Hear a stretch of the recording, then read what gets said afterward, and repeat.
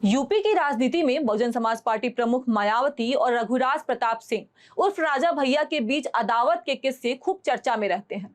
लेकिन लोगों की दिलचस्पी इसमें भी रहती है कि आखिर इन दोनों के बीच इस अदावत की शुरुआत हुई कहां से। तो आज इस वीडियो में हम आपको इसी अदावत की शुरुआत की कहानी बताएंगे। साल था 1997, जब यूपी में बसपा और भाजपा की साझा सरकार थी। इस सरकार को चलाने की डील इस बात पर थी कि बीजेपी और बसपा दोनों दल 6-6 महीने का मुख्यमंत्री बनाएंगे। डील तो डन हुई, लेकिन बात तब बिगड़ गई जब डील के मुताबिक मायावती ने अपनी सरकार के 6 महीने पूरे होने के बाद भाजपा को सत्ता सौंपने से इनकार कर दिया। लेकिन सियासी माहौल ऐसा बना कि मायावती भी सीएम ना रह सकी और सीएम की कुर्सी छोड़नी पड़ी, और तब कल्याण सिंह यूपी के सीएम बने। मायावती के सीएम पद छोड़ते ही ये कहा जाने लगा कि मायावती भाजपा से अपना समर्थन वापस ले सकती हैं, और हुआ भी कुछ ऐसा ही। कल्याण सिंह के सीएम बनने के कुछ ही महीनों में मायावती ने बीजेपी से समर्थन वापस करने का ऐलान कर दिया, और यहीं से एंट्री होती है राजा भैया की। इस घटनाक्रम में राजा भैया की एंट्री से ही मायावती और राजा भैया के बीच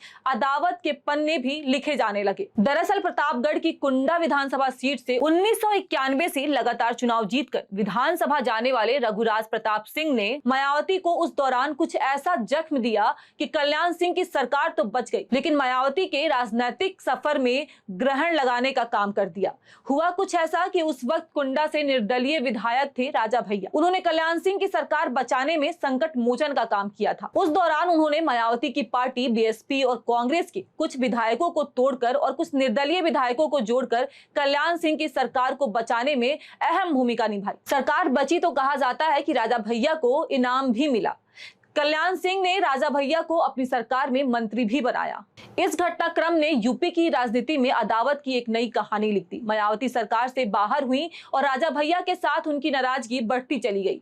वो भी इस कदर कि साल 2003 में मायावती ने राजा भैया के खिलाफ बड़ा एक्शन लिया और उनके प्रतापगढ़ स्थित भद्री रियासत की कोठी के पीछे 600 एकड़ में फैले बेती तालाब को खुदवा डाला। कहा तो ये भी जाता है कि खुदाई में इस तालाब से नरकंकाल मिले थे, जिसके बारे में कई कहानियां हैं। फिलहाल इन किस्सों पर चर्चा किसी और दिन करेंगे।